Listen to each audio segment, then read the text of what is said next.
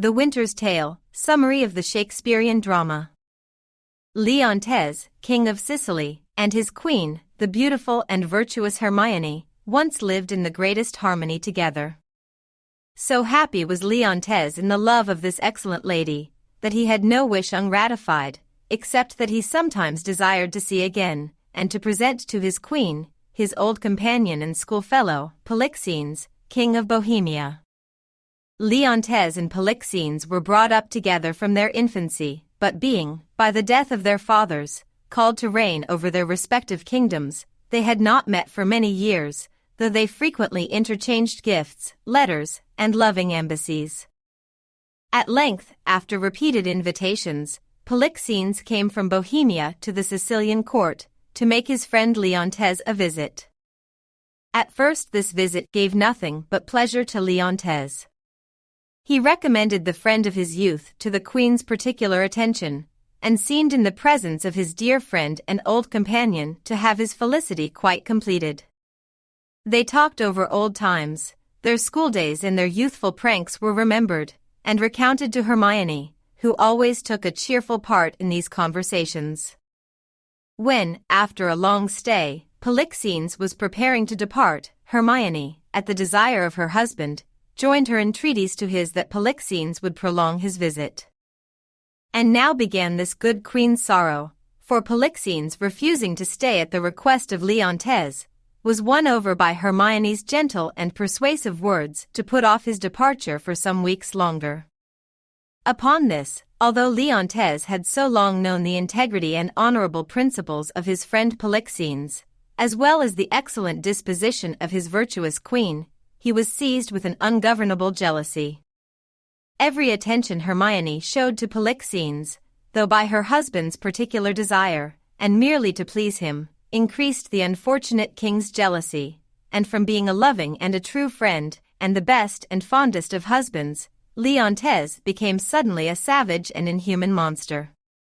Sending for Camillo, one of the lords of his court, and telling him of the suspicion he entertained, he commanded him to poison Polixenes. Camillo was a good man, and he, well knowing that the jealousy of Leontes had not the slightest foundation in truth, instead of poisoning Polixenes, acquainted him with the king his master's orders, and agreed to escape with him out of the Sicilian dominions, and Polixenes, with the assistance of Camillo, arrived safe in his own kingdom of Bohemia, where Camillo lived from that time in the king's court, and became the chief friend and favorite of Polixenes. The flight of Polixenes enraged the jealous Leontes still more. He went to the queen's apartment, where the good lady was sitting with her little son Mamilius, who was just beginning to tell one of his best stories to amuse his mother, when the king entered, and taking the child away, sent Hermione to prison. Mamilius, though but a very young child, loved his mother tenderly, and when he saw her so dishonored, and found she was taken from him to be put into a prison, he took it deeply to heart, and drooped and pined away by slow degrees, losing his appetite and his sleep, till it was thought his grief would kill him. The king, when he had sent his queen to prison, commanded Cleomenes and Dion, two Sicilian lords, to go to Delphos, there to inquire of the oracle at the temple of Apollo, if his queen had been unfaithful to him. When Hermione had been a short time in prison, she was brought to bed of a daughter, and the poor lady received much comfort from the sight of her pretty baby, and she said to it, "My poor little prisoner, I am as innocent as you are." Hermione had a kind friend in the noble-spirited Paulina, who was the wife of Antigonus, a Sicilian lord, and when the lady Paulina heard her royal mistress was brought to bed, she went to the prison where Hermione was confined, and she said to Amelia, a lady who attended upon Hermione, "I pray you, Amelia, tell the good queen, if her majesty dare trust me with her little babe, I will carry it to the king, its father. We do not know how he may soften at the sight of his innocent child." "Most worthy madam," replied Amelia, "I will acquaint the queen with your noble offer. She was wishing today that she had any friend who would venture to present the child to the king." "And tell her," said Paulina, "that I will speak boldly to Leontes in her defense." "May you be forever blessed," said Amelia, "for your kindness to our gracious queen." Amelia then went to Hermione, who joyfully gave up her baby to the care of Paulina, for she had feared that no one would dare venture to present the child to its father. Paulina took the newborn infant, and forcing herself into the king's presence, notwithstanding her husband, fearing the king's anger, endeavored to prevent her, she laid the babe at its father's feet, and Paulina made a noble speech to the king in defense of Hermione, and she reproached him severely for his inhumanity, and implored him to have mercy on his innocent wife and child. But Paulina's spirited remonstrances only aggravated Leontes' displeasure, and he ordered her husband Antigonus to take her from his presence. When Paulina went away, she left the little baby at its father's feet, thinking when he was alone with it, he would look upon it, and have pity on its helpless innocence. The good Paulina was mistaken, for no sooner was she gone than the merciless father ordered Antigonus, Paulina's husband, to take the child, and carry it out to sea, and leave it upon some desert shore to perish. Antigonus, unlike the good Camillo, too well obeyed the orders of Leontes, for he immediately carried the child on shipboard, and put out to sea, intending to leave it on the first desert coast he could find. So firmly was the king persuaded of the guilt of Hermione, that he would not wait for the return of Cleomenes and Dion, whom he had sent to consult the oracle of Apollo at Delphos, but before the queen was recovered from her lying-in, and from her grief for the loss of her precious baby, he had her brought to a public trial before all the lords and nobles of his court. And when all the great lords, the judges, and all the nobility of the land were assembled together to try Hermione, and that unhappy queen was standing as a prisoner before her subjects to receive their judgment, Cleomenes and Dion entered the assembly, and presented to the king the answer of the oracle, sealed up, and Leontes commanded the seal to be broken, and the words of the oracle to be read aloud, and these were the words: Hermione is innocent, Polixenes blameless, Camillo a true subject, Leontes a jealous tyrant, and the king shall live without an heir if that which is lost be not found. The king would give no credit to the words of the oracle. He said it was a falsehood invented by the queen's friends, and he desired the judge to proceed in the trial of the queen. But while Leontes was speaking, a man entered and told him that the Prince Mamilius, hearing his mother was to be tried for her life, struck with grief and shame, had suddenly died. Hermione, upon hearing of the death of this dear affectionate child, who had lost his life in sorrowing for her misfortune, fainted, and Leontes, pierced to the heart by the news, began to feel pity for his unhappy queen, and he ordered Paulina, and the ladies who were her attendants, to take her away, and use means for her recovery.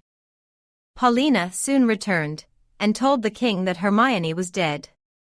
When Leontes heard that the queen was dead, he repented of his cruelty to her, and now that he thought his ill usage had broken Hermione's heart, he believed her innocent, and now he thought the words of the oracle were true, as he knew if that which was lost was not found, which he concluded was his young daughter, he should be without an heir, the young Prince Mamilius being dead, and he would give his kingdom now to recover his lost daughter, and Leontes gave himself up to remorse, and passed many years in mournful thoughts and repentant grief. The ship in which Antigonus carried the infant princess out to sea was driven by a storm upon the coast of Bohemia, the very kingdom of the good King Polixenes. Here Antigonus landed, and here he left the little baby. Antigonus never returned to Sicily to tell Leontes where he had left his daughter, for as he was going back to the ship, a bear came out of the woods, and tore him to pieces, a just punishment on him for obeying the wicked order of Leontes.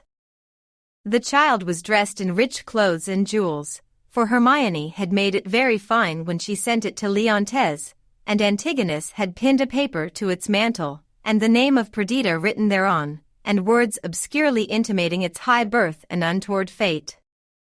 This poor deserted baby was found by a shepherd. He was a humane man, and so he carried the little Perdita home to his wife, who nursed it tenderly, but poverty tempted the shepherd to conceal the rich prize he had found, therefore he left that part of the country, that no one might know where he got his riches, and with part of Perdita's jewels he bought herds of sheep, and became a wealthy shepherd.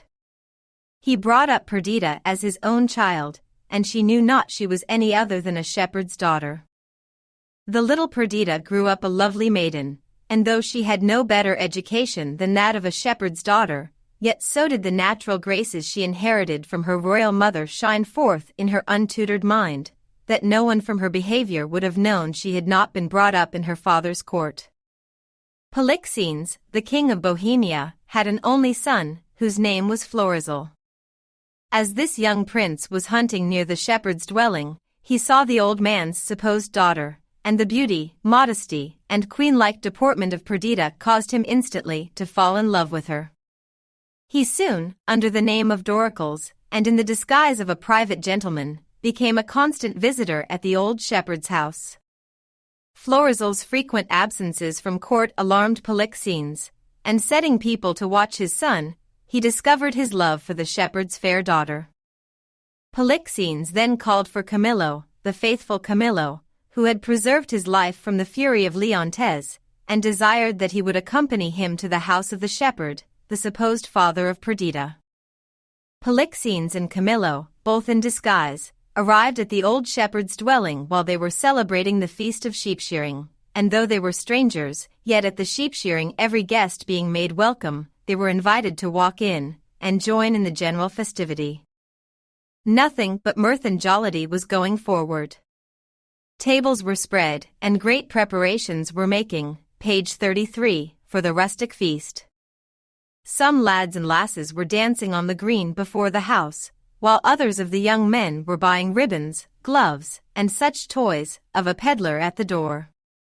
While this busy scene was going forward, Florizel and Perdita sat quietly in a retired corner, seemingly more pleased with the conversation of each other, than desirous of engaging in the sports and silly amusements of those around them. The king was so disguised that it was impossible his son could know him. He therefore advanced near enough to hear the conversation.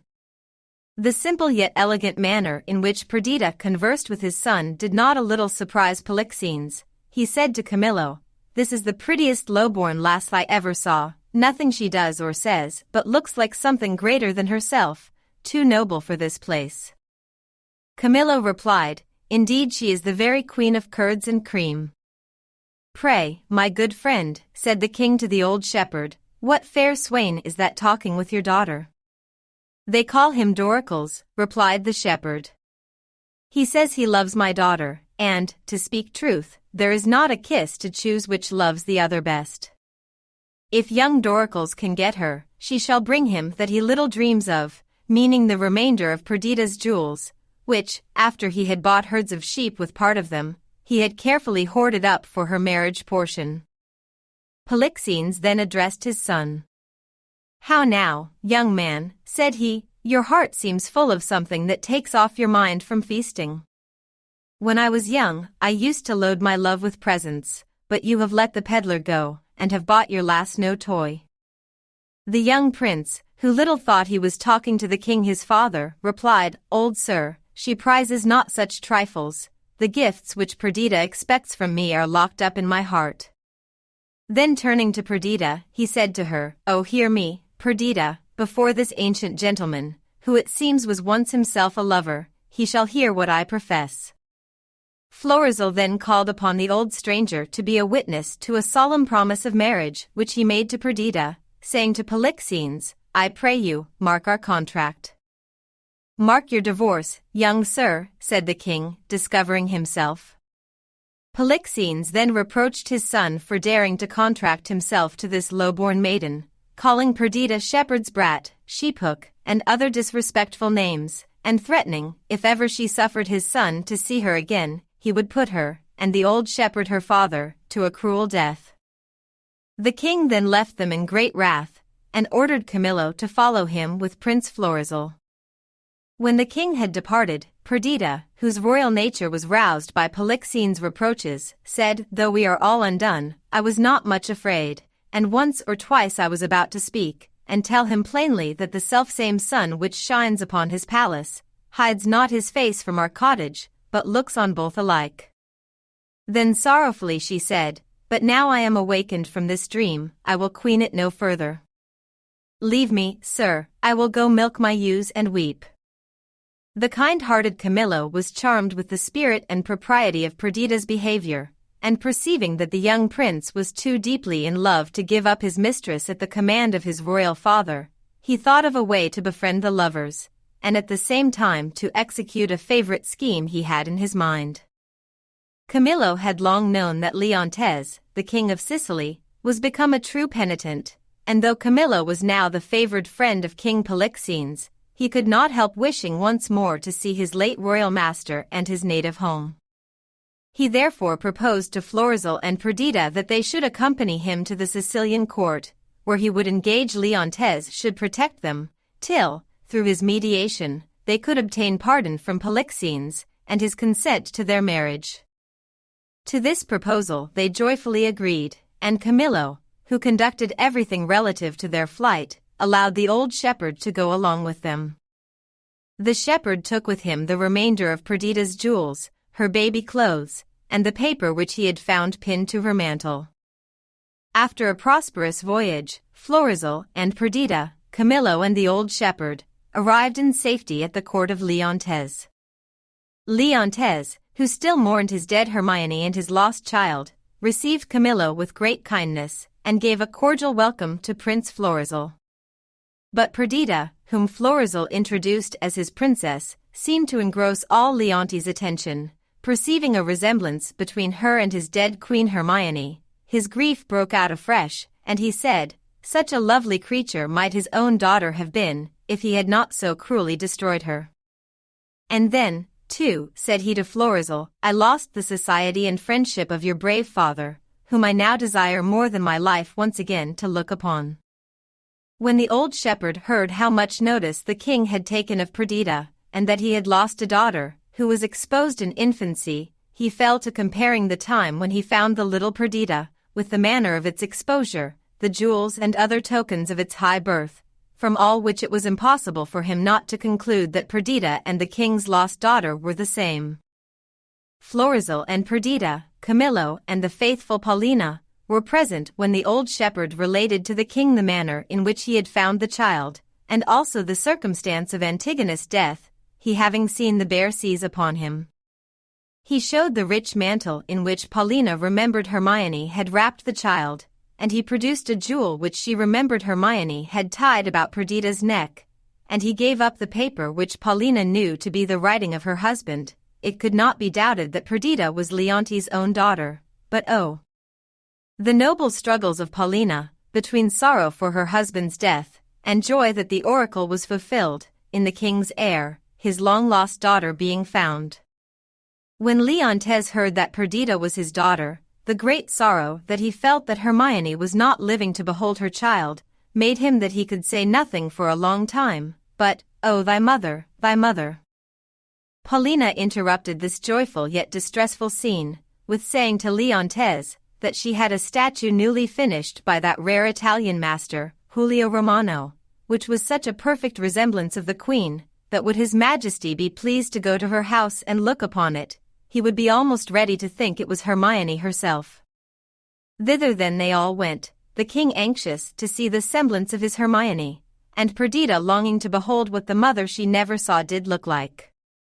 When Paulina drew back the curtain which concealed this famous statue, so perfectly did it resemble Hermione, that all the king's sorrow was renewed at the sight. For a long time he had no power to speak or move. "I like your silence, my liege," said Paulina, "it the more shows your wonder. Is not this statue very like your queen?" At length the king said, "Oh, thus she stood, even with such majesty, when I first wooed her. But yet, Paulina, Hermione was not so aged as this statue looks." Paulina replied, "So much the more the carver's excellence, who has made the statue as Hermione would have looked had she been living now. But let me draw the curtain, sire, lest presently you think it moves." The king then said, "Do not draw the curtain, would I were dead. See, Camillo, would you not think it breathed? Her eye seems to have motion in it." "I must draw the curtain, my liege," said Paulina. "You are so transported, you will persuade yourself the statue lives." "Oh, sweet Paulina," said Leontes, "make me think so 20 years together." Still methinks there is an air comes from her. What fine chisel could ever yet cut breath? Let no man mock me, for I will kiss her. Good my lord, forbear, said Paulina. The ruddiness upon her lip is wet, you will stain your own with oily painting. Shall I draw the curtain? No, not these 20 years, said Leontes. Perdita, who all this time had been kneeling, and beholding in silent admiration the statue of her matchless mother, said now, and so long could I stay here, looking upon my dear mother. Either forbear this transport, said Paulina to Leontes, and let me draw the curtain, or prepare yourself for more amazement. I can make the statue move indeed, aye, and descend from off the pedestal, and take you by the hand. But then you will think, which I protest I am not, that I am assisted by some wicked powers. What you can make her do, said the astonished king, I am content to look upon. What you can make her speak, I am content to hear, for it is as easy to make her speak as move. Paulina then ordered some slow and solemn music, which she had prepared for the purpose, to strike up, and, to the amazement of all the beholders, the statue came down from off the pedestal, and threw its arms around Leontes' neck. The statue then began to speak, praying for blessings on her husband, and on her child, the newly found Perdita. No wonder that the statue hung upon Leontes' neck, and blessed her husband and her child. No wonder, for the statue was indeed Hermione herself, the real, the living queen. Paulina had falsely reported to the king the death of Hermione, thinking that the only means to preserve her royal mistress' life, and with the good Paulina, Hermione had lived ever since, never choosing Leontes should know she was living, till she heard Perdita was found, for though she had long forgiven the injuries which Leontes had done to herself, she could not pardon his cruelty to his infant daughter. His dead queen thus restored to life, his lost daughter found, the long-sorrowing Leontes could scarcely support the excess of his own happiness. Nothing but congratulations and affectionate speeches were heard on all sides. Now the delighted parents thanked Prince Florizel for loving their lowly-seeming daughter, and now they blessed the good old shepherd for preserving their child. Greatly did Camillo and Paulina rejoice that they had lived to see so good an end of all their faithful services. And as if nothing should be wanting to complete this strange and unlooked-for joy, King Polixenes himself now entered the palace. When Polixenes first missed his son and Camillo, knowing that Camillo had long wished to return to Sicily, he conjectured he should find the fugitives here, and, following them with all speed, he happened to just arrive at this, the happiest moment of Leontes' life. Polixenes took a part in the general joy. He forgave his friend Leontes the unjust jealousy he had conceived against him, and they once more loved each other with all the warmth of their first boyish friendship. And there was no fear that Polixenes would now oppose his son's marriage with Perdita. She was no sheephook now, but the heiress of the crown of Sicily. Thus have we seen the patient virtues of the long-suffering Hermione rewarded. That excellent lady lived many years with her Leontes and her Perdita, the happiest of mothers and of queens.